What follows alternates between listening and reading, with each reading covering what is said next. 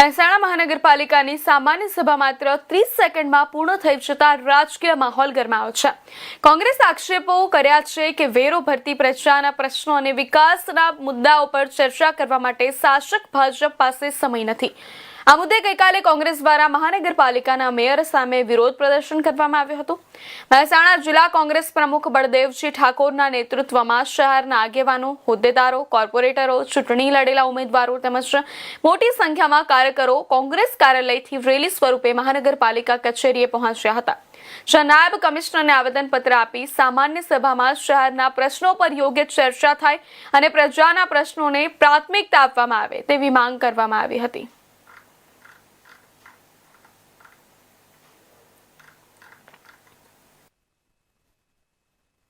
પાલિકાની કાલે મહેસાણા ખાતે સાધારણ સભા હતી। એ સાધારણ સભામાં એજન્ડા પ્રમાણે મિટિંગ ચાલી રહી। ઓનલી ફોર 30 સેકન્ડની અંદર, કેટલી સેકન્ડ?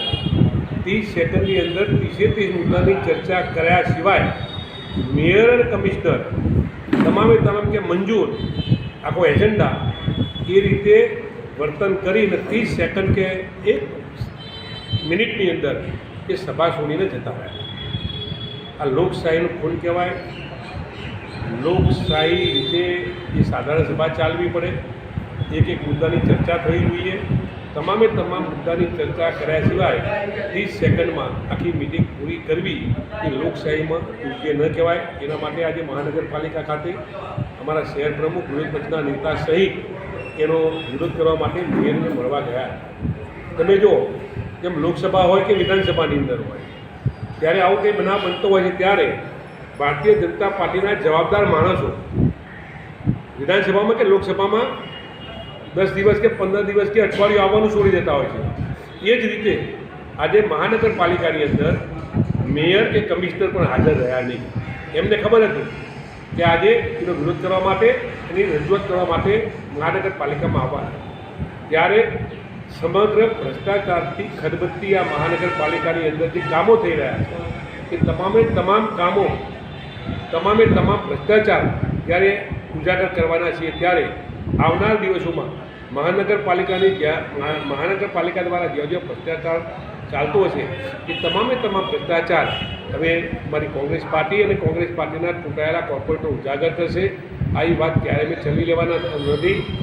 મહાનગરપાલિકાના વિરોધમાં જે કાયદાકીય કાર્યવાહી કરવાની આવશે, આ સાધારણ સભાની અંદર વગર ચર્ચાએ જે મુદ્દા મંજૂર કર્યા છે એને પણ અમે કાયદાકીય રીતે આગળ રજૂઆત કરીશું અને કાયદાકીય રીતે જે કરવું પડશે એ તમામે તમામ વાત કરવાના છે। આપણે સાહેબ કમિશનરને જે મીઠું આપી અને વાત કરી છે એ વખતે મેં એટલા માટે મીઠું આપ્યું છે કે આ મહેસાણાની પ્રજા માટે, મહેસાણા શહેર માટે જે સારા કામો થશે એના અમે 100% વખાણ કરીશું।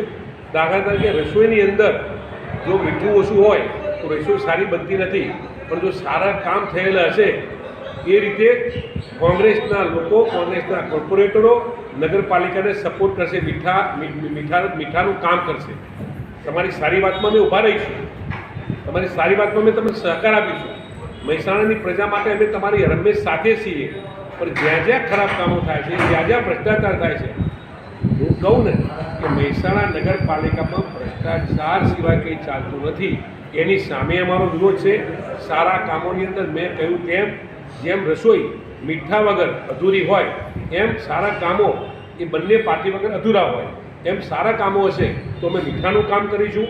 મીઠું જે રીતે રસોઈને ભરીને મીઠી બનાવે છે એવા કામ કરીશું। પણ નગરપાલિકા જ્યાં જ્યાં ખરાબ કામો કરતી હશે, જ્યાં જ્યાં ભ્રષ્ટાચાર કરતી હશે ત્યાં એની સામે રહી અને વિરોધ કરીશું અને મહેસાણાની પ્રજાને અમે જાગૃત કરવાના કામ કરીશું।